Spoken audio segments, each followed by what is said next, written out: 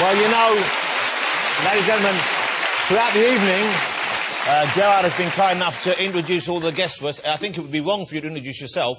Michael, would you do the honours and in your butchish Spartan voice introduce Gerard for us, please? This is Butler! Not so bad. He did a pretty good job. It's Gerard Butler, ladies and gentlemen.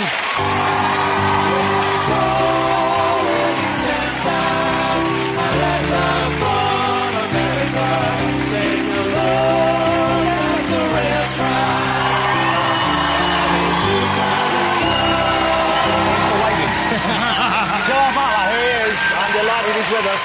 Sit yourself down, Gerard. Wow, it's great to have you on the show. Thank you. Listen to that. Congratulations on your birthday. I just said 40 years old, ladies and gentlemen. There's no way I would have thought you were that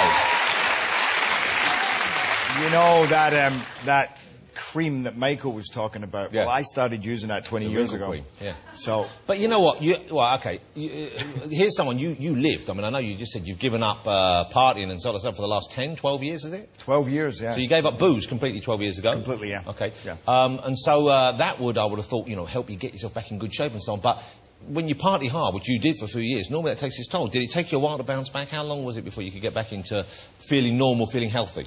It didn't take me that long. So my voice is gone, by the way, from all the shouting. I'm like, ah. Well, it's your own fault. Yeah, if you do that well in the film, because that's a good movie, isn't it?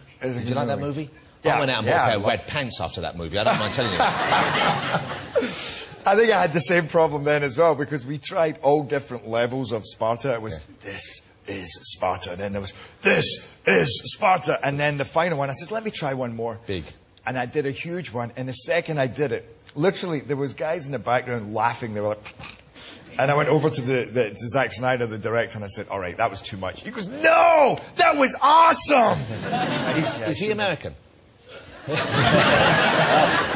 What did you do before you went to America, before you decided, okay, I want to make it as an actor, which I guess was partly what prompted the move to the States? What did you do? You'd studied law for a while, hadn't you? I did. I studied law for 5 years. And I trained as a lawyer for 2 years. And a week before qualifying, they said, we think that you're a nut job. And I lost my job. And is that a legal term? Nut job? Well, it was to them. Why did they think that? What were you doing that was... Well, I was many different things, actually. One, I wasn't very good. Two, I wasn't really trying to be very good. I wasn't inspired. So you didn't really want to do it? No, I mean, I enjoyed the studying. I was president of the Law Society and all of that, but I just, the more time went on, the more I thought, this is not for me, especially when I started working. And I had issues. What was the stage of? Issues, you saw the future stretching ahead and Yes. you didn't like what the future held. You didn't see yourself as doing this for 20 years. Pretty much. So, But that must have been a weird moment, knowing I've given this big chunk of my life to something, and, it must have been quite, I would have thought, it's a bit like pulling the rug out from under yourself, isn't it? Yeah, pretty much. And suddenly reality hits when I was sitting facing these 3 senior partners from the firm, and they said, we're going to let you go. And it's best for you and it's best for us. And, your talents are suited elsewhere at the pub. So when you turn out to work, were you boozing during the daytime? Yeah, I was. I mean, I got to tell you, oh God, I have many stories about that. But I think I had 32 days off in 2 years, and 25 were Mondays. And That's a pattern right there. And then there was 5 Fridays and 2 Tuesdays. And I think I just did the Tuesdays to make the Mondays more convincing. So how then do you make the leap to America? How do you get yourself over there? How do you get yourself set up as an actor? Well, by the time I got to America, I'd been acting now for a couple of years, and things had taken off, and they were going pretty well. Not amazingly. I mean, I didn't go over there as some movie star, but, I had my first audition for a movie was actually Mrs. Brown. Right. Which I got the role for. So after Mrs. Brown, actually, my manager, who's actually my producing partner, I was supposed to have a meeting with him in America, and I went out there. I was doing something else, and I didn't even get in touch with him. I mean, this is my chance at meeting an agent or a manager. I didn't even make the call. I came back home, and he called me up, and he said, you're crazy. You could do great. Let me represent you. Yeah.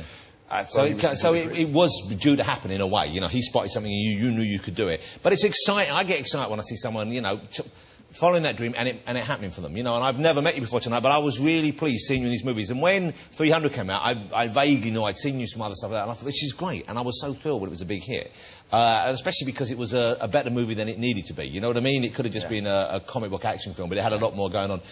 Must have been a tough one to shoot, though, I would have thought, wouldn't it? It was an intense shoot. I mean, I trained for 4 months before we even started, and that was working out and stuff? What was working out, yeah. You must have been surprised and delighted with what a huge hit it was, because once again, it's quite an out there premise. And the way it was directed, you know, he proved me right, but it was a very kind of bold choice, when it was very stylish, very stark, and very kind of like almost hyper the way it was shot, wasn't it? Yeah. Yeah, it was, and a lot of that you didn't even see until you saw the movie. You know, I mean, you were just shooting a regular film, of course. We were shooting not even a regular film. I mean, this was more complex than what our whole world was. You know, I mean, it was really just green walls.